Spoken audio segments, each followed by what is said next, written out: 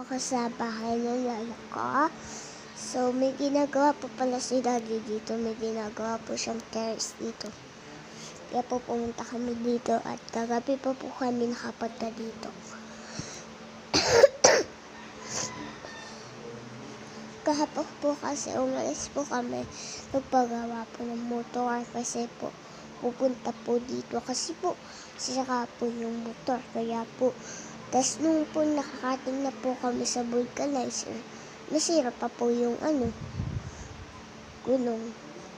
Kaya po, madaming sira.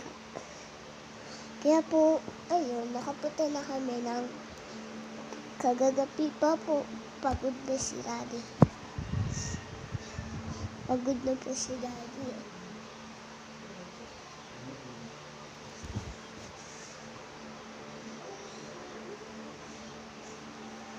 Kaya po, mag-like and share, subscribe kayo sa akin. Happy, love, and goodbye. Mamaya na lang.